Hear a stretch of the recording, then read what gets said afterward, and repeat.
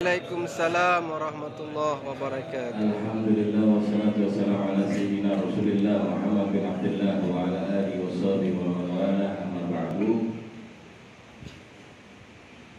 Hadirin dan hadirat yang dirahmati oleh Allah Subhanahu wa taala. Alhamdulillah, segala puji bagi Allah Subhanahu wa taala yang pagi hari ini telah mengumpulkan kita semua di tempat yang mulia ini. Semoga pertemuan kita selalu mendapat rahmat Allah Subhanahu wa taala. Amin. Pertemuan yang selalu menjadi anugerah pengampunan dosa dari segala dosa yang telah kita perbuat. Amin. Pagi hari ini kita kedatangan tetamu yang mulia. Beliau adalah Al-Habib Abdullah bin Abdurrahman Al-Muhtar. Beliau dari Kota Tarim, Hadramaut, dan beliau pengajar tetap di Rubat Tarim. Rubat Tarim itu dayah di Tarim, pertama dayah yang ada di Tarim. Dibangun tahun 1303 Hijriah sampai sempurna bangunan 1305 Hijriah baru ditetapkan menjadi tempat dayah. Pengajar utama di sana adalah Habib Abdullah bin Umar Asy-Syafiri, ayahanda daripada Habib Hasan bin Abdullah dan Habib Salim bin Abdullah Asy-Syafiri, yang mana mereka berdua adalah guru langsung dari Al-Habib Abdullah bin Abdurrahman Al-Muhtar. Habib Abdullah bin Abdurrahman Al-Muhtar dididik langsung oleh Habib Hasan dan Habib Salim Asy-Syafiri. Juga beliau mengajar di Rubat tersebut, yang mana Rubat Tarim itu di zaman atau di era Al-Habib Abdullah bin Umar Asy-Syafiri telah mengeluarkan alumni dari sana 13.000 alim. 13.000 alim, 13.000 ulama, di antaranya para mufti dan para qadhi dan para dai. Ya, dan menyebar 13.000 itu, ada yang ke Afrika, yaitu Habib Ahmad Masyhur bin Al-Haddad. Ada yang ke Indonesia, banyak ke Indonesia. Satunya yang ke Sulawesi adalah Al-Habib Idrus bin Salim Al-Jufri, yang telah membangun cabang dayah, cabang pondok pesantren sampai 1000 Al-Khairat. Ya, namanya 1000 cabang Al-Khairat, 1000 cabang dayah. Beliau murid langsung Habib Abdullah bin Umar Asy-Syafiri, dan banyak sekali murid-muridnya. Bahkan dikatakan Al-Habib Alwi bin Muhammad, Al-Habib Alwi bin Muhammad bin Tahir Al-Haddad, beliau menyatakan tidak ada satu desa atau satu kota di bumi Indonesia ini dimanapun pelosok kecuali orang yang belajar dengan Al-Habib Abdullah bin Umar Asy-Syafiri, atau orang yang belajar dengan Habib Abdullah bin Umar Asy-Syafiri. Alhamdulillah, pagi hari ini Allah anugerahkan kita, Allah hadiahkan kita semua untuk bertatap muka dengan Al-Habib Abdullah bin Abdurrahman Al-Muhtar, karena beliau salah satu guru tetap, guru senior, dan banyak sekali murid-murid beliau yang saat ini sudah tersebar kemana-mana, seperti ke Afrika, Indonesia, dan Asia Tenggara lainnya. Alhamdulillah. Dan insya Allah pagi hari ini kita akan mendengar ilmu-ilmu beliau, berlian dan permata ilmu dari beliau, nasihat-nasihat dari beliau, dan amalan-amalan, anjuran amalan dari beliau. 3 hal tersebut, ilmu, nasihat, dan anjuran amalan, agar kita ingat, kita amalkan, kita ingat, kita amalkan, kita ingat, dan kita amal. Siap kira-kira? Siap kira-kira? Takbir, Allahu Akbar. Insya Allah apa yang kita dengar dan apa yang kita tahu bermanfaat diri kita semua dengan cara sehat walafiat. Assalamualaikum warahmatullahi wabarakatuh. Waalaikumsalam warahmatullahi wabarakatuh.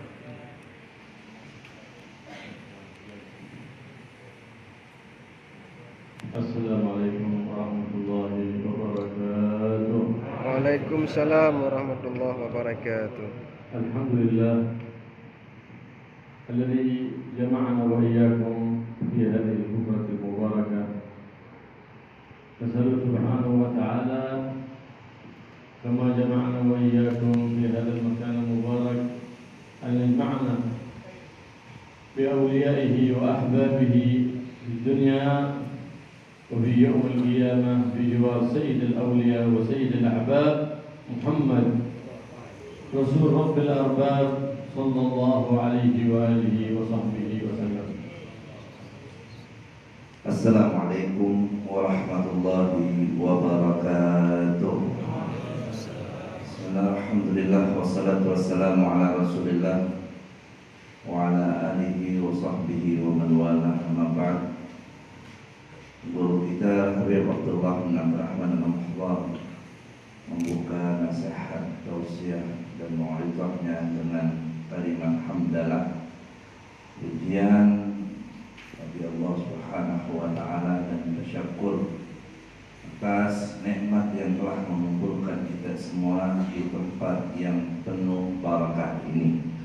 Dan beliau berdoa memohon kepada Allah Subhanahu wa taala sebagaimana saat ini kita dikumpulkan di tempat yang penuh barakah ini, semoga Allah Subhanahu wa taala mengumpulkan kita kembali bersama para aulianya, bersama orang-orang yang dicintainya di samping baginda Nabi besar Muhammad sallallahu alaihi wasallam di yaumul qiyamah nanti.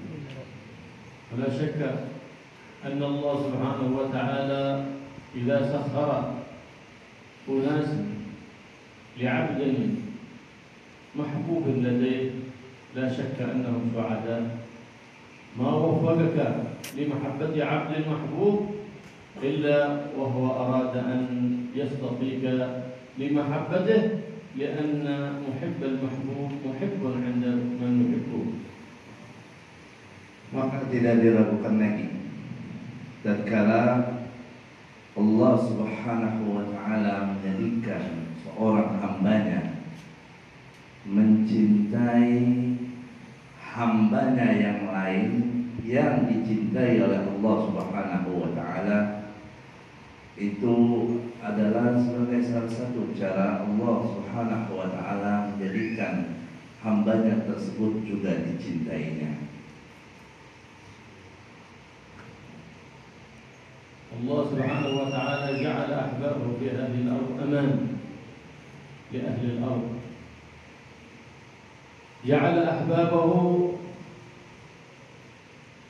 يدخل العاصي تحت شفاعتهم. إذا أراد بعباده عذابا نظر لأحبابه واستشفع فيهم فرفع العذاب عن عباده جبرا لخاطر أحبابه. Allah Subhanahu wa taala menjadikan hamba-hamba yang dicintainya itu sebagai penyelamat, pemberi ketenangan untuk para penghuni muka bumi ini. Dan Allah menjadikan mereka, hamba-hambanya yang dicintainya, juga sebagai pemberi syafaat atas mereka, orang-orang yang selalu hidupnya dalam kemaksiatan, yang dengan wasilahnya mereka bisa kembali ke jalan yang benar. Bahkan Allah Subhanahu wa taala telah nanti tatkala ingin memberikan azab pada orang-orang yang bermaksiat, Allah melihat pada wajah hamba-hamba yang dicinta. Kemudian Allah Subhanahu wa taala jadi memberikan ampunan kepada para ahli maksiat dengan wasilah syafaat hamba-hamba yang dicinta oleh Allah Subhanahu wa taala. جعلهم الله في هذه الدنيا في حياتهم وبعد انتقالهم للرفيق الأعلى ترفع بهم البليات وتستنزل بهم الرحمات. من زارهم بالصدق وانذر إليهم معتني، كل مطلوبه تيسر، مصدق بكراماتهم، مصدق بمناقبهم، مصدق بسيرهم، أعطاه الله سبحانه وتعالى ما قصد وما طلب ببركة من؟ ببركة أحبابه الذين أطاعوه واستقاموا على طاعته ابتغاء مرضاته سبحانه وتعالى. Dan juga Allah Subhanahu wa Ta'ala menjadikan beliau-beliau para kekasihnya maupun di masa hidupnya ataupun setelah beliau berpindah ke alam barzakh ke sisi Allah Subhanahu wa Ta'ala dan yang Maha Tinggi, menjadikan sebab Allah Subhanahu wa Ta'ala menurunkan rahmatnya kepada kita, menjadikan sebab Allah Subhanahu wa Ta'ala dengan keberkahan beliau mengangkat aneka ragam malapetaka yang terjadi di antara kita. Maka siapa orang yang berziarah ke makam orang-orang saleh, orang-orang yang dicinta oleh Allah Subhanahu wa Ta'ala, dengan keyakinan, dengan keimanan yang kuat, insya Allah segala apa yang dimintakan oleh dirinya pada Allah Subhanahu wa Ta'ala akan dimudahkan dan dijabah oleh Allah Subhanahu wa Ta'ala berkat kemuliaan mereka para aulia Allah, karena istiqamahnya beliau-beliau, takwanya beliau-beliau kepada Allah Subhanahu wa Ta'ala, keberkahannya kembali kepada kita semua. Imam قطب الدعوة والإرشاد الحبيب عبد الله بن علوي الحداد في زيارة الأولياء والصالحين، زيارة قبورهم نجح لما تعسر من الأمور، أي كلما تعسر أمر لم يجد له علاج أهل الطب، لم تتمكن حل هذه المشكلة، فزر أولياء الله بقبورهم فإنهم أحياء تقضى بزيارتهم الحوائج، ولا زالت إلى اليوم والليلة من زارهم بصدق نية انقضت حاجته بإذن الله، لأن محبهم إنما أحب الله، معظمهم إنما عظم الله، إنما زرناهم لأنهم أحباب الله. إذا حقيقة الأمر كله لله. Al-Imam Qutb al-Irsyad Al-Habib Abdullah bin Alawi al-Haddad, beliau mengatakan dalam suatu petuahnya bahwa kita berziarah ke makam orang-orang saleh itu salah satu wasilah cara kita mendapatkan kemudahan, mendapatkan jalan keluar dari Allah Subhanahu wa Ta'ala dari segala hal yang kita hadapi dengan sulit. Jalan keluar dari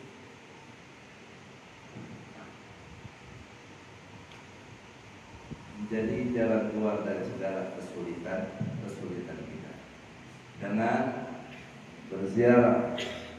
Walaupun beliau sudah meninggal dunia, makamnya keyakinan dengan keimanan yang kuat kepada Allah Subhanahu wa Ta'ala, Allah Subhanahu wa Ta'ala akan berikan segala yang kita minta yang mungkin sulit sebelumnya kita dapat, berkatnya dimudahkan oleh Allah Subhanahu wa Ta'ala.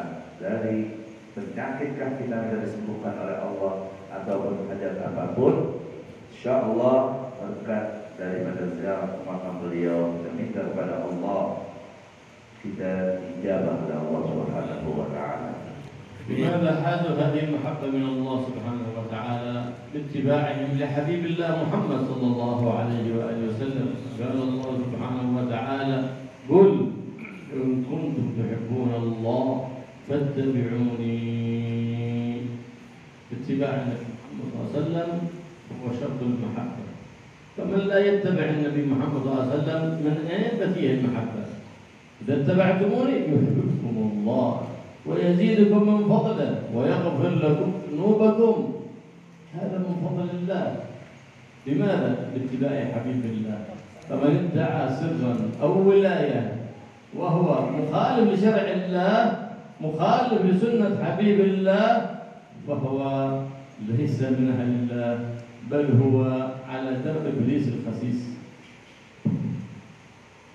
Sebelumnya tadi juga beliau mengatakan cinta kepada mereka orang-orang saleh itu adalah bagian daripada juga cinta kita kepada Allah.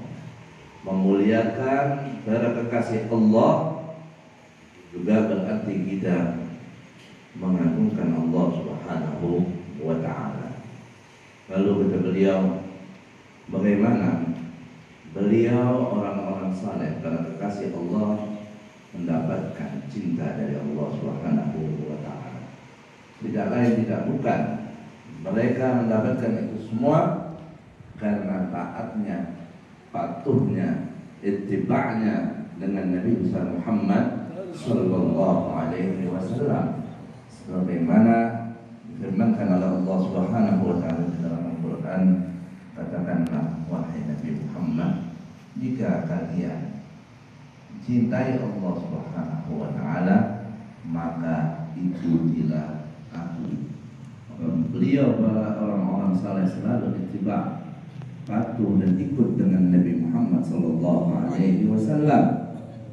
Yang tatkala sudah seorang hamba mengikuti baginda Rasulullah sallallahu alaihi wasallam, lanjutkan dalam firman Allah tersebut, yuhibbukumullah, maka niscaya kalian akan dicinta oleh Allah Subhanahu wa ta'ala. Maka siapa orang yang mengaku dirinya sebagai orang yang memiliki sir, sebagai seorang wali atau orang saleh, tapi dia punya hidup, punya perilaku tidak mengikuti Nabi Muhammad sallallahu alaihi wasallam, maka dia adalah seorang pendusta. أولئك العباد الذين شرح الله صدرهم بالنور وقذف في قلوبهم النور باتباعهم للنور محمد صلى الله عليه وآله وسلم، قذف في قلوبهم فهما لكلام الله، قذف في قلوبهم فهما لكلام حبيب الله محمد صلى الله عليه وآله وسلم، فلهذا صاروا ورثة حبيب الله محمد صلى الله عليه وآله وسلم باتباعهم لسنته بالأقوال والأفعال، ولم يأتوا بشيء يخالف شرع النبي محمد صلى الله عليه وسلم. فكل من جاءنا بحكم أو بعادة أو بفهم في القرآن مخالف لشرع النبي محمد صلى الله عليه وآله وسلم فذاك نرفضه، وإن قال له سند فسنده إلى إبليس وليس له سند للنبي محمد صلى الله عليه وآله وسلم. Mereka para ulia, para kekasih Allah Subhanahu wa ta'ala adalah hamba-hamba Allah yang hatinya dituangkan cahaya oleh Allah Subhanahu wa ta'ala. Hatinya penuh dengan cahaya oleh Allah Subhanahu wa ta'ala, dan Allah Subhanahu wa ta'ala memenuhi hatinya dengan ilmu-ilmu yang sehingga mereka bisa lebih kenal dengan Allah Subhanahu wa ta'ala dan baginda Rasulullah sallallahu alaihi wasallam. Allah taruh di hati mereka cahaya untuk memahami kitab-kitab Allah, kitab suci Al-Quran. Allah berikan cahaya dalam hati mereka untuk mereka bisa memahami, memaknai dengan baik dan benar apa yang disampaikan oleh baginda Nabi Muhammad sallallahu alaihi wasallam, sehingga mereka orang-orang saleh tidak menafsirkan Al-Quran atau hadis dengan paham yang salah, dengan paham yang sesat. Mereka adalah hakikat betul-betul orang-orang yang mewarisi baginda Rasulullah sallallahu alaihi wasallam secara ucapan atau perbuatannya atau dakwahnya. Tidaklah apa yang beliau sampaikan dari paham beliau tentang Al-Quran atau hadis melainkan memang itu sesuai dengan apa yang diajarkan oleh Nabi Muhammad SAW. Maka siapapun dia, jika ada melakukan penafsiran dalam Al-Quran atau hadis yang justru berbeda atau bertentangan dengan hakikat syariat, hukum yang dibawa oleh baginda Rasul Sallallahu Alaihi Wasallam, meskipun terlihat menafsirkan Al-Quran tapi berbeda dengan maksud Al-Quran, ketahuilah orang semacam itu adalah orang yang berilmu yang sangatnya ke iblis. هناك كتب صنفها العلماء العارفون بالله من أهل التحقيق، لكنها كتب لها مفاهيم راقية منع السلف الصالح من قراءتها، لأنك إن قرأتها فهمتها على غير فهم. وقد يقول القائل أنا أقرأها ما أفهمه وما لا أفهمه أتركه. نقول له نعم، إنما نخاف عليك من الذي تفهمه أن تفهمه على غير فهم، أما الذي لا تفهمه ما يضرك أصلا. Di situ memang ada kitab-kitab yang dikarang oleh ulama-ulama besar, orang-orang saleh, namun dengan tingkatan kajian bahasa yang sangat tinggi, yang mana para salafun salihin sendiri melarang kita untuk mempelajari kitab itu, karena dikhawatirkan dengan tingginya pembahasan ilmu atau mungkin tata bahasa yang ada di dalam kitab itu, kita bisa salah dalam memahaminya. Maka para salaf kita melarang kita untuk membaca kitab-kitab tersebut. Mungkin ada yang berkata, kita akan membaca kitab itu yang paham kita ambil, yang tidak paham kita akan tinggalkan. Kata beliau, ya mungkin kau mengatakan seperti itu, namun beliau khawatir, para salaf kita khawatir, takutnya yang kau pahami justru itu juga merupakan kesalahan, paham yang salah tidak sesuai dengan hakikatnya. Maka para salaf kita melarang kita untuk mempelajari kitab-kitab tersebut. ليس كل كتاب يصلح لكل أحد، وليس كل ورد يصلح لكل أحد، بل هناك أوراد إذا قرأتها وأنت لست أهلا لها جلبت لك الابتلاء، وهناك كتب إذا قرأتها تغيرت عقيدتك لا لخلل في الورد ولا لخلل في الكتاب، إنما لخلل فيك أنت ولنفسك أنت، فلهذا لم تستفد لأنك لم تستشف عندما تقرأ، بخلاف أوراد وكتب ساداتنا آل بعلوي فإنها تصلح للمبتدئ والمتوسط والمنتهي، بكل أحد يقرأها لا يضره بل يستفيد في ظاهره وفي باطنه. Bukan setiap kitab itu baik dipelajari oleh setiap kalangan atau setiap orang. Begitu juga tidaklah setiap wirid, zikir-zikir itu boleh bisa dibaca oleh setiap golongan atau setiap orang. Bisa jadi kitab itu memang khusus untuk kalangan orang golongan tertentu, begitu juga wirid-wirid. Maka tatkala kita salah dalam membacanya ataupun wirid yang seharusnya membawa manfaat baik buat kita, namun kita bukan di kelasnya, justru yang harusnya mendapatkan manfaat kebaikan tapi malah justru jadi kita celaka. Maka janganlah kita sembarang dalam belajar atau dalam membaca wirid. Berbeda dengan kitab-kitab yang dikarang Sadah Ba'alawi, yang para habaib dari dulu, ataupun wirid-wiridnya. Kitabnya, wiridnya itu baik untuk setiap kalangan, untuk setiap golongan, dosisnya umum buat siapa aja. Kita baca, kita pelajari, insya Allah membawa barakah dan manfaat dan jauh dari mudaratnya. هذه طريقة ساداتنا هذا بعلوي، العلم بأن يتحقق بالعلم، بأن يصحح عبادته مع الله ومعاملته مع الله ومعاملته مع عباد الله، فلا يدخل في معاملات فاسدة لا يدخل فيها إلا بعد أن يعرف حكم شرع الله في تلك المعاملة حتى يسلم له دينه، لأن تعاطي المعاملات الفاسدة حرام. فلهذا يقول سيدنا عمر: من لم يتفقه في ديننا فلا يبع في سوقنا. Dan tariqah daripada Sadah Ba'alawi Al-Habaib, yang pertama itu adalah ilmu. Kiranya dia memiliki pengetahuan ilmu yang cukup tentang Allah Subhanahu wa Ta'ala dan bagaimana bermuamalah dengan Allah Subhanahu wa Ta'ala, mengetahui tata cara ibadah yang baik. Itu tariqah Ba'alawi.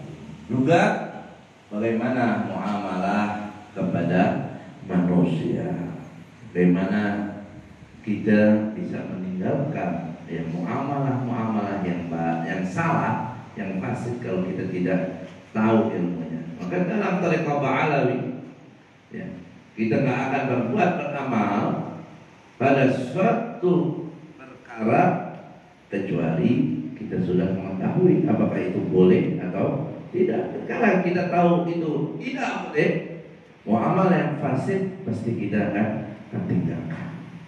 Sayyidina Umar bin Al-Khattab radhiyallahu anhu mengatakan, siapa orang yang tidak punya paham dalam agama, maka dia dilarang untuk melakukan transaksi di pasar kita ini.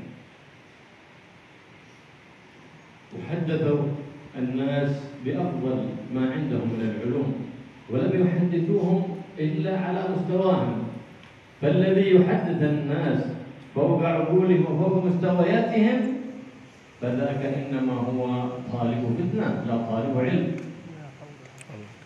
Dan mereka membicarakan, ulama, para ustaz menyampaikan di hadapan umat, di hadapan jamaah tentang ilmu. Hendaknya siapapun yang membicarakan, menyampaikan ilmu untuk tidak melebihi batas kapasitas jamaahnya, sesuai paham jamaahnya, jangan terlalu tinggi.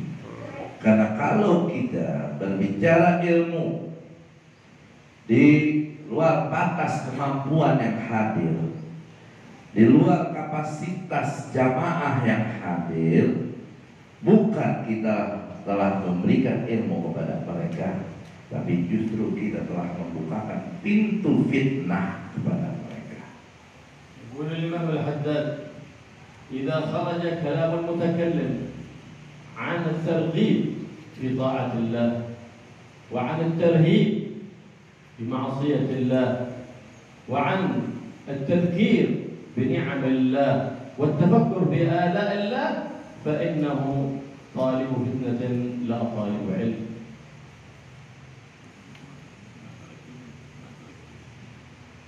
إذا خرج كلام المتكلم مع العامة عن هذه الأمور يكون طالب فتنة.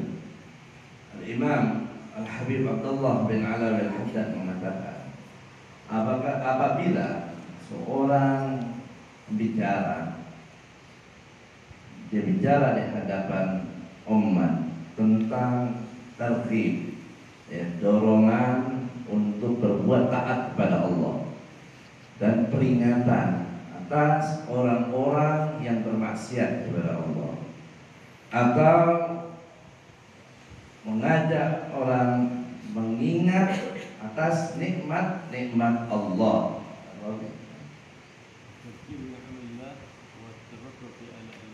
dan tafakkur, ya, atas ciptaan-ciptaan Allah, maka orang semacam ini jika bicara di hadapan orang awam itu justru akan membuat orang awam bingung. لهذا من رحمة السلف الصالح منعوا مريديهم وأولادهم من مطالعة كثير من كتب أهل العلم، أهل التحقيق، أهل الولاية، لأنها تضر بالمبتدئ وتنفع المبتدئ. Karena itu banyak dari para salafun saleh melarang ya, para murid-muridnya yang masih di dasar untuk mutolaah, mempelajari banyak kitab-kitab besar yang hebat, karena dikhawatirkan salah dalam menyikapi dan memahaminya. Nabi Muhammad sallallahu alaihi wasallam madahahu al-madihun wa athna alaihi al-muthnun wa ma rahu bihaqqihi wa la biwasfihi sallallahu alaihi wasallam. Qul ma syi'ta fihi fa innahu ahlun li dhalika al-madh. Qul ma syi'ta fihi fa innahu ahlun li dhalika al-wasf. Falau kanat الأشجار أقلاما والبحار بدادا وأهل الدنيا كتبا في وصف هذا الجناب العظيم محمد الرؤوف الرحيم لعجز الكتب وتكسرت الأقلام وفني المداد. لكن دع من دعته النصارى في نبيهم واحكم بما شئت فيه واحتكم. هذا خط أحمر لا تتجاوزه. تقول هذا ابن الله، هذا أبو الله، هذا أخو الله، هذا هو الله، قد تجاوزت الحد في ذلك. Untuk Nabi Muhammad sallallahu alaihi wasallam memujinya, pujilah puji Rasulullah sallallahu alaihi wasallam dengan sebaik-baiknya pujian. Kita menyebutkan kemuliaan sifat-sifat beliau, tunjukkan, sifati beliau dengan aneka ragam sifat-sifat mulia. Sehebat apapun, setinggi apapun, kita puji baginda Rasulullah sallallahu alaihi wasallam, karena memang beliau orang yang satu-satunya berhak memiliki itu semua. Jika kita jadikan air laut itu sebagai tinta untuk menulis pujian pada baginda Rasul sallallahu alaihi wasallam, niscaya itu masih pun belum cukup. Tapi ingat, setinggi apapun kita memuji Nabi Muhammad SAW, tetap dalam batasan makhluk. Kita harus meninggalkan, menjauhi apa yang telah dilakukan oleh mereka, kaum Nasrani yang memuji Nabi mereka sampai mereka mengatakan dia adalah anak Tuhan, dia adalah bapaknya Tuhan, atau pujian-pujian yang lebih seperti itu. العبد المحبوب عند علام الغيوب هو نبينا محمد هو أفضل المحبوبين عند رب العالمين صلى الله عليه وعلى آله وصحبه وسلم. عندما كان في ليلة المعراج ماذا قال له مولاه سبحانه وتعالى؟ بماذا تحب أن أناجيك يا عبدي؟ فقال بصفة العبودية، لأن العبودية المحضة هي أعظم كمال لحبيب الله محمد صلى الله عليه وسلم. العبودية المحضة لمن؟ لله. لا عبودية المال، لا عبودية محبة الجاه، لا عبودية محبة الرئاسة، لا عبودية محبة الشهرة، لا، عبودية صرفة محضة لله. فلهذا قال الله سبحانه وتعالى: سبحان الذي أسرى بعبده، لأنها أعلى درجات الكمال لحبيبه ومصطفاه محمد بن عبد الله صلى الله عليه وآله وسلم. Nabi Muhammad sallallahu alaihi wasallam Habibul Mahbub, sosok manusia makhluk yang tercinta di sisi Allah Subhanahu wa taala. Dalam peristiwa Isra dan Mi'raj, Nabi ditanya oleh Allah Subhanahu wa taala, dengan panggilan apa kau kupanggil yang kau inginkan? Allah bertanya kepada Nabi Muhammad SAW. Nabi mengharapkan panggilan dari Allah Subhanahu wa taala dengan panggilan yang terbaik, yang paling dicinta oleh Allah Subhanahu wa taala. Maka Nabi mengatakan Nabi ingin dipanggilnya dengan sifat ubudiyah, sifat hambaan seorang hamba kepada Allah Subhanahu wa taala. Karena sifat ubudiyah, sifat atau status hamba itu adalah status terbaik, status yang paling dicinta, yang disuka oleh Allah Subhanahu wa taala. Tapi penghambaan seperti apa yang dicinta oleh Allah? Penghambaan seorang makhluk yang ikhlas, yang murni untuk Allah Subhanahu wa taala. Bukan hambanya harta, bukan hambanya jabatan, atau hamba dunia yang lainnya. Kemudian hamba, sifat hamba yang dicinta oleh Allah yaitu kehambaan yang mahdoh, yang murni, yaitu hamba Allah Subhanahu wa taala. Oleh karenanya di dalam Al-Qur'an dalam menceritakan kisah Isra, Allah menyebut Nabi kita dengan kalimat bi abdihi, subhanalladzi asra bi abdihi. Maha suci Allah, zat yang mengisrakan hambanya, bukan nabinya, bukan rasulnya, tapi hambanya. أمرنا النبي محمد صلى الله عليه وسلم أن نزين أعمالنا وأفعالنا وأقوالنا بل وخواطرنا بميزان شرعه صلى الله عليه وسلم، ونزن كل فهم نفهمه في كلام الله وفي كلام حبيب محمد صلى الله عليه وسلم بشرع حبيب الله محمد صلى الله عليه وسلم، ونزن كل عادة في هذه البلاد أو في غيرها من البلاد قد تلقاها عما قال بشرع النبي محمد صلى الله عليه وسلم. إن خالفت شرع النبي نرميها بعرض الحائط، وإن وافقته فلا بأس، فذلك فهم موافق لشرع الله محمد بن عبد الله صلى الله عليه وسلم. Nabi Muhammad sallallahu alaihi wasallam memerintahkan kita untuk selalu kita menimbang, melihat, meneliti, mengintrospeksi atas segala ucapan kita, perbuatan kita dengan syariat yang dibawa oleh Nabi Muhammad sallallahu alaihi wasallam.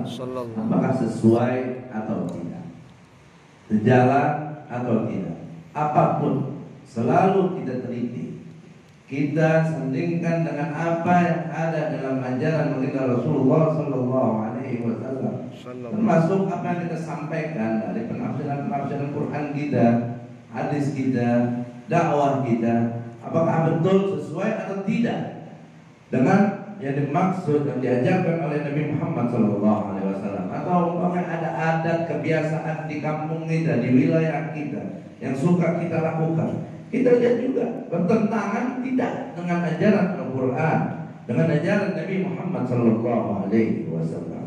Itu harus selalu kita lakukan. Jangan sampai kita terbiasa dalam satu hal atau memanfaatkan sesuatu yang justru akhirnya bertentangan dengan jalan Nabi Muhammad sallallahu alaihi wasallam. يقول الله سبحانه وتعالى ما تقرب إلي عبدي بشيء أفضل مما افترضته عليه بامتثال أوامره واجتناب ما هي الفرائض؟ هي اجتناب المحرمات وفعل الواجبات. أفضل عبادة عند الله سبحانه وتعالى. أما من لم يمتثل الأوامر ولم يجتنب النواهي ثم رأى رؤيا في المنام وظن نفسه أنه من أولياء الله فذاك الشيطان يلعب به وليس هو من أولياء الله، لأن الله ما اصطفى وليا عاصيا ولو اصطفاه لهداه ووفقه للتوبة فغفر له الذنوب الماضيات وحفظه في الأيام الباقيات. Allah Subhanahu wa taala dalam diskusi mengatakan tidaklah seorang hamba berbuat ibadah mendekatkan diri kepadaku lebih baik dari amal yang telah aku wajibkan kepada mereka. Ibadah yang paling afdal dilakukan oleh seorang hamba adalah melakukan apa yang diwajibkan oleh Allah Subhanahu wa taala. Berjelas apa amal yang diwajibkan oleh Allah, yaitu dengan kita menjalankan apa yang diperintah dan meninggalkan apa yang dilarang oleh Allah Subhanahu wa taala. Ketika ada seorang hamba tidak pernah melaksanakan apa yang diperintah Allah dan dia selalu terjerumus dalam perbuatan yang dilarang oleh Allah Subhanahu wa taala, kemudian umpama dia bermimpi seakan dia adalah seorang awali, seakan dia seorang wali, seorang yang hebat, seorang yang saleh, kemudian mengaku merasa dirinya sebagai wali, tahuilah dia wali, tapi walinya setan. Ya, dia adalah walinya Setan. iblis.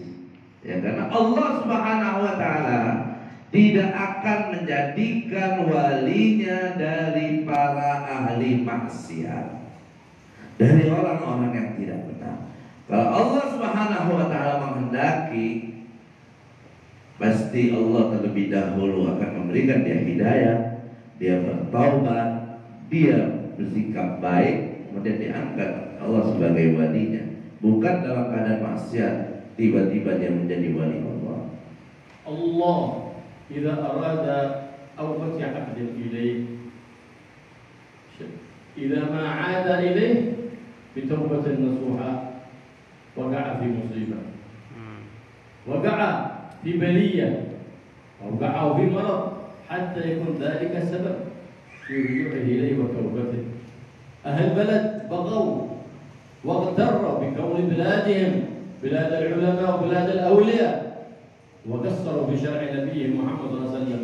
أراد الله بهم خير، أرسل إليهم رسول اسمه الزلزال، اسمه تسونامي، أرسل إليهم رسول سماه بالفيروس، أرادهم الرجوع إليه فيزداد المؤمن إيمانا ويرجع العاصي ويتوب ويرجع إلى مولاه سبحانه وتعالى.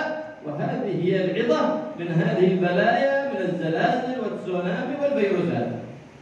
هذا العبد المؤمن العاقل الذي يفهم رسالات الحق ورسالات حبيب الحق محمد صلى الله عليه wasallam. Allah Subhanahu wa taala jika menghendaki hambanya kembali kepadanya, jika menginginkan hambanya semakin dekat kepadanya, terkadang Allah justru memberikan musibah kepada hamba itu dengan dikasih penyakit, dikasih permasalahan atau ujian apapun, sampai dia akhirnya betul-betul menyadari dia itu diminta untuk semakin dekat pada Allah Subhanahu wa taala, karena apa yang dihadapi tidak ada jalan keluar kecuali dari Allah Subhanahu wa taala.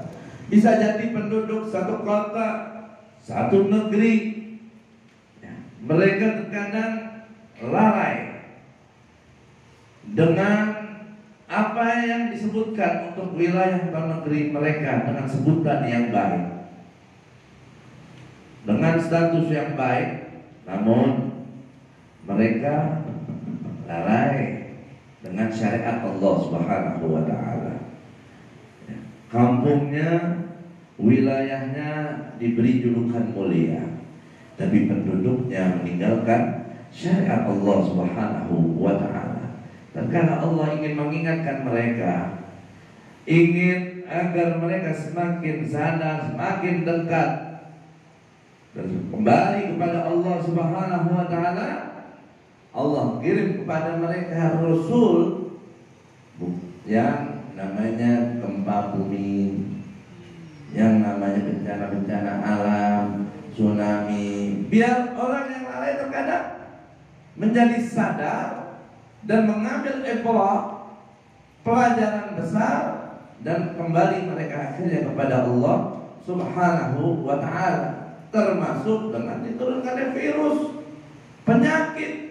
Allah kasih itu jika kita betul-betul orang yang memiliki akal paham yang baik, pasti kita ambil hikmah besarnya adalah untuk kita kembali kepada Allah Subhanahu wa ta'ala. والعبد الذي يحصل فضل الله سبحانه وتعالى ذاك عبد جاهل، لأن فضل الله لا يحصى. عم أهل الأرض كلهم وأهل السماء كلهم بل جميع الكون في فضل الله سبحانه وتعالى. الذي يقول لا الأولياء إلا من هذه البلد فيطلع هذا جاهل، بل أولياء الله في الكون كلهم موجودين. فيقول لا أهل السنة والجماعة إلا في هذه البلد، في غيرها ما فيها سنة. أهل السنة والجماعة في بلاد الإسلام في كل مكان. من هم أهل السنة والجماعة؟ الذين عقيدتهم عقيدة أهل السنة والجماعة، الذين انطوت قلوبهم على محبة الله وتعظيمه بما هو أهله، ومحبة حبيبه محمد صلى الله عليه وسلم وتعظيمه بما هو أهله، ومحبة أهل بيته وأصحابه وأكثر من الصلاة على حبيبه محمد صلى الله عليه وسلم. فهذه علامتنا لهم في هذا الزمان. Kalau ada yang berani atau merasa atau bisa menyatakan menakal anugerah Allah Subhanahu wa taala, dia menyatakan atau merasa bisa menghitung anugerah Allah Subhanahu wa taala, membatasi, itu menandakan bahwa dia adalah orang jahil, orang bodoh. Karena anugerah Allah Subhanahu wa taala itu tidak terbatas. Allah memberikan anugerah kepada hamba-Nya di mana-mana. Maka kalau ada orang bilang wali itu adanya di kampung kita aja, ahli sunnah wal jamaah adanya cuma di sini aja, itu terlihat orang bodoh karena seakan anugerah Allah hanya ada di situ, menafikan yang lain. Padahal anugerah Allah tersebar di mana-mana. Aulia Allah, ahlu sunnah wal jamaah, di mana-mana anugerah Allah. Ahlu sunnah wal jamaah siapa mereka? Ya orang yang akidahnya dalam ahlu sunnah wal jamaah, yang selalu dengan keimanan, keyakinan kuat kepada Allah Subhanahu wa taala, mengagungkannya, yang selalu juga iman, yakin, percaya, cinta, mengagungkan, memuliakan Nabi Muhammad sallallahu alaihi wasallam, cinta kepada keluarganya, cinta kepada sahabatnya, dan selalu tekun menekuni jejak-jejaknya. Itu Ahlus Sunnah wal Jamaah. Di mana-mana anugerah Allah Subhanahu wa taala tersebar, artinya jangan merasa kita paling benar sendiri. الذي لا يقر بأي مودة وأي محبة لأهل بيت النبي وأصحاب النبي كيف يقال أنهم من أهل السنة والجماعة؟ لا يقال إلا أنهم من أهل البدعة والضلالة، أو شخص يقول كان في الزمن الماضي أهل البيت واليوم لا يوجد أهل البيت، فذاك عبد فسد والعياذ بالله، لأنه اتهم أحباب الله وذرية رسول الله صلى الله عليه وآله وسلم، وبذلك آذى النبي محمد صلى الله عليه وآله وسلم، ومن يؤذي النبي محمد صلى الله عليه وسلم ملعون بنص القرآن. Maka kalau ada orang yang tidak memiliki kecintaan, dalam kata lain dia memiliki kebencian kepada keluarga Nabi, kepada para sahabat-sahabat Nabi, ya bukanlah itu kelompok daripada Ahlussunnah wal Jamaah, tapi itulah mereka para ahli-ahli bid'ah, kelompok golongan-golongan yang sesat.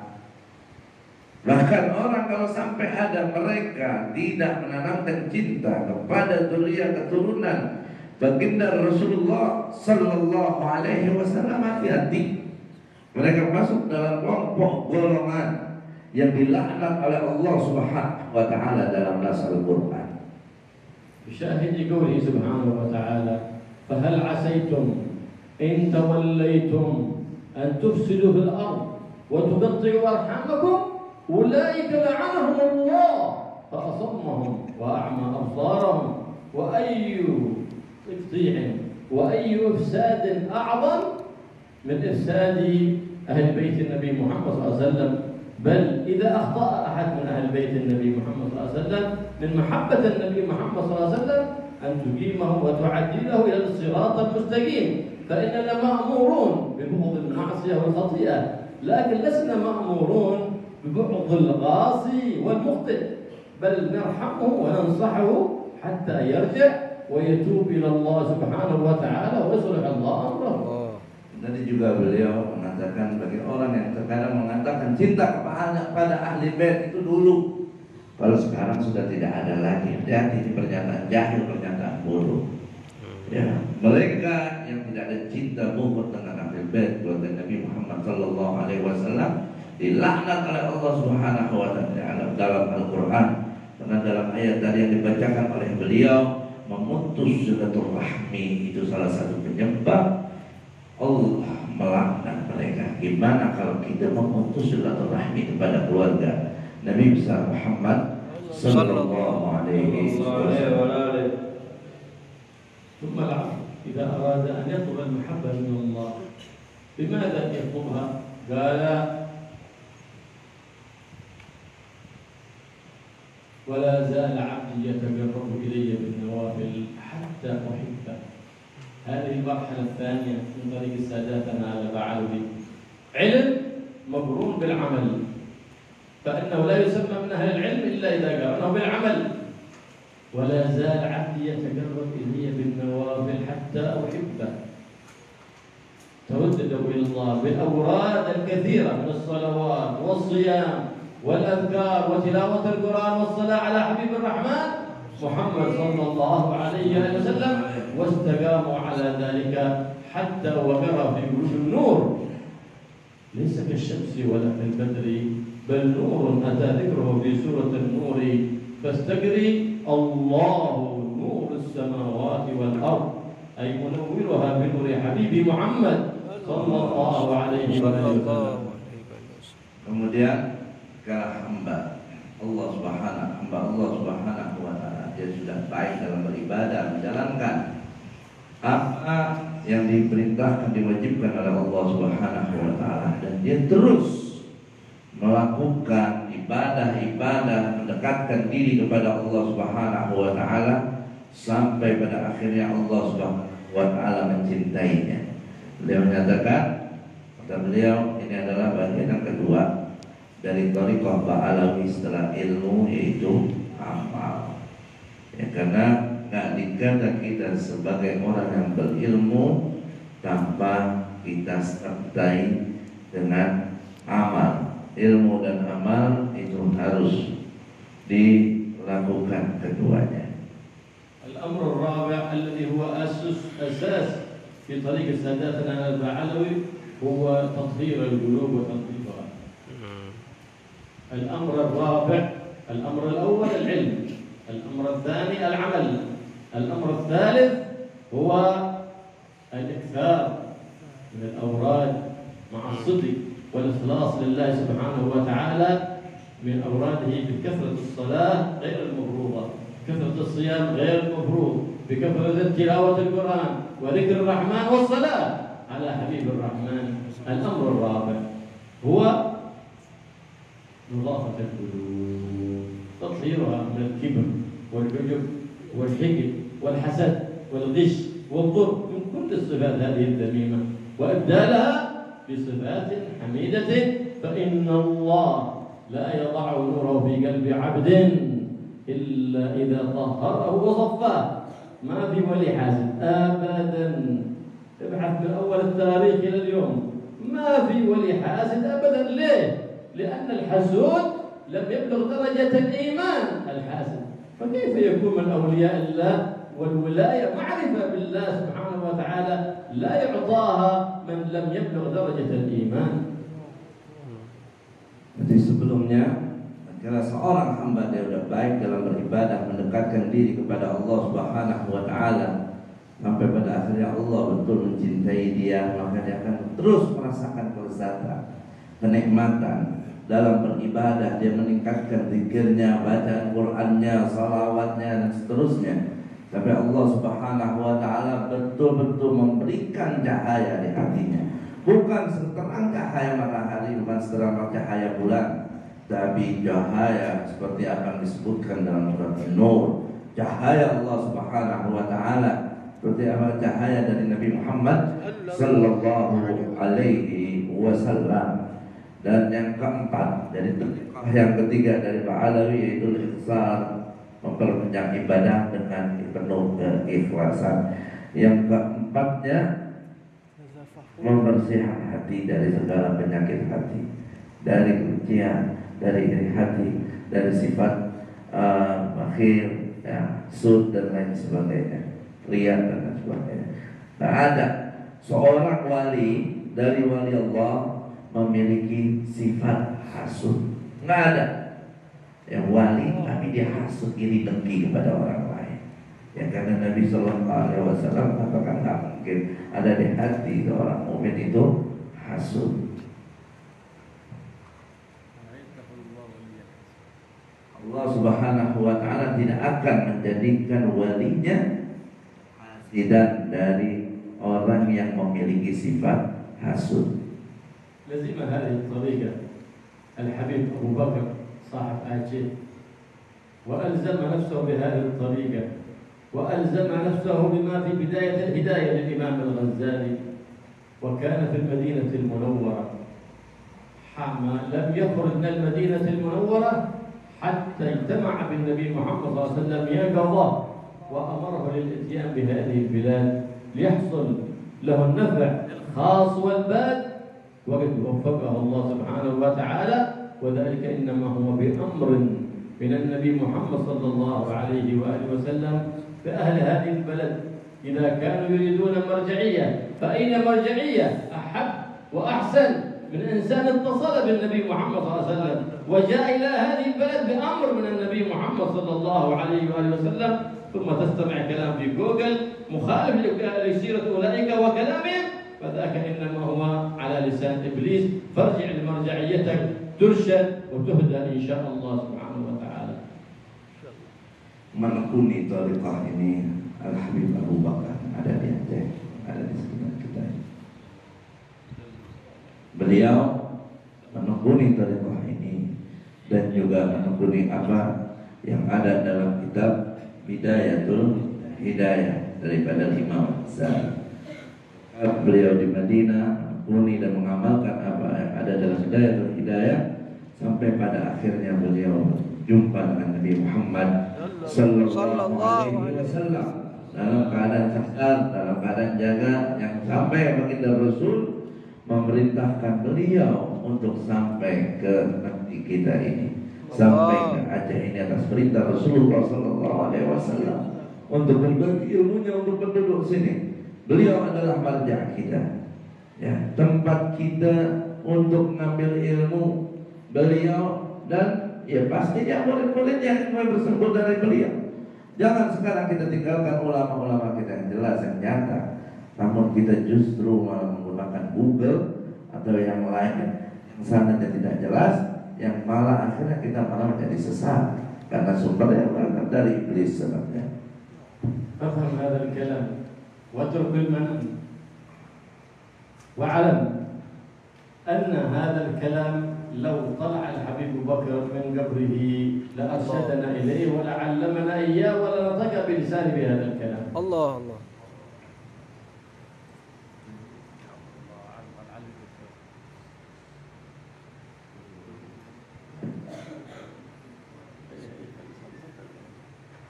Maka pahamilah kalam ini, ya. Sambil Abdul Habib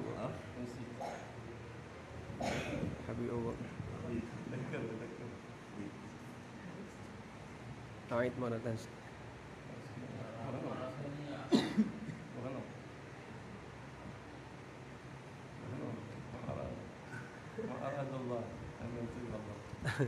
نسأل الله سبحانه وتعالى أن يوفقنا وإياكم إن شاء الله. آمين. السلف الصالح. آمين. منهجهم السوي. آمين. حتى نتبع الهدي النبوي ونبعث في زمرتهم في عافية وسلام. Maka pahamilah kalam ini, mudah-mudahan Allah Subhanahu wa taala memberikan taufik kepada kita semua untuk mengikuti semua manhaj ini dan menekuni dengan baik, afiat selamat. Amin. Amin ya Allah. نسأل الله يوفقنا ويوفق عنا اللهم يأمن وفقنا للخير والخير وأعانهم على يوفقنا للخير وأعنا عليه. اللهم إنا نبات نعمتك فلا تجعلنا غضاض نعمتك. اللهم اسمع عقبتنا في الأمور كلها وأجرنا من خزي الدنيا وعذاب الآخرة يا مالك الدنيا والآخرة. اللهم اشف الأمة والأمة، اللهم اشف الأمة والقربى، اللهم فرجك القريب، اللهم شكرك الجميل، اللهم عوائدك الحسنة الحسن الجميل يا قديم الإحسان إحسانك القديم يا دائم المعروف معروفك الدائم الدائم الدائم على الجلال والإكرام. اللهم أعطنا نفوسنا وزكها أنت خير من زكاها أنت وليها ومولاها يا ذا الجلال والإكرام حين حياة طيبة وجبنا عما يرضينا في ديننا ودنيانا وانصرنا على عدوك وعدونا كلنا بولاك واحمنا بحماك برحمتك يا أرحم الراحمين يا أرحم الراحمين يا أرحم الراحمين. اللهم بارك في مساجدنا واجعل مستقر علوما نافعة في مساجدنا في بيوتنا معاهد صلياتنا واجعل أرباب العلوم النافعة ولادنا بناتنا أحفادنا فرضا وضربات يا رب العالمين. والاجتماعنا هذا اجتماعا مرحوما وتفرقنا من بعده تفرقا معصوما. آمين. ولا تجعل فينا ولا منا ولا معنا شقيا ولا محروما ولا مأزورا يا رب العالمين. اللهم لا صرفنا من هذا الأجل المغفرة لذنوبنا وسجد الله لحاجاتنا وجملنا بالعافية وحققنا بالتقوى والاستقامة يا رب العالمين. اللهم اغفر لنا ذنوبنا واستر لنا عيوبنا ووفقنا لكل ما يرضيك عنا وعبر هذه البلاد وسائر بلاد الإسلام والمسلمين. آمين. البليات والبليات والتسونامي والزلازل والفيروسات البليات الظاهرة والباطنة واجعلنا وإياهم من حصن الحصين من جميع الأذيات والكنز المكين من الذنوب والخطيئات بجاه نبيك محمد سيد السادات واجعلنا من أبر الأبناء والآباء والأمهات عن كل خلق ذميم وحلينا بكل خلق حميد كريم يا رب بجاه نبيك محمد الرؤوف الرحيم يا حي يا قيوم. وقرب منا الأخيار وابعد عنا الأشرار في جميع المضار وجنة في الأيام والليال يا عزيز يا غفار يا كريم يا ستار يا قوي يا جبار بجاه نبيك المختار أن تختار لنا كل أمر في صلاح لأمورنا فإنا لا نعلم أمرا نختاره لأنفسنا ونتوب إليك أمورنا وجوناك لطاقتنا وحاجتنا اللهم إلى أحب الأمور إليك والله عندك وأحمد يا عبد لديك وأنت على كل شيء قدير. اللهم اسمعنا خيرا اللهم اسمعنا خيرا اللهم اسمعنا خيرا اللهم ارضعنا خيرا آمين. وكفنا لكل خير وجنبنا كل شر وقوة المضير يا رب العالمين. ولا صرفنا في هذه المجلس المبارك وبارك لمن نحن في حضرته ان شاء الله الا بقضاء الحاجات وذريات وصلاح الاولاد والبنات وصلاح الزوجات. اللهم ان شاء الله صلاح الزوجات على الصالحات الطائعات العابدات في قلوبنا محبه ومحبه اهل بيته واصحابه رب العالمين. وزدنا من اتباع النبي محمد الرؤوف الرحيم كما نهدى بهديه ورزقنا الى منهجه القويم انه على ما يشاء بالجبه جدير. وصلى الله على سيدنا محمد النبي واله وصحبه وسلم والحمد لله رب العالمين بسر الفاتحة. أعوذ بالله من الشيطان الرجيم.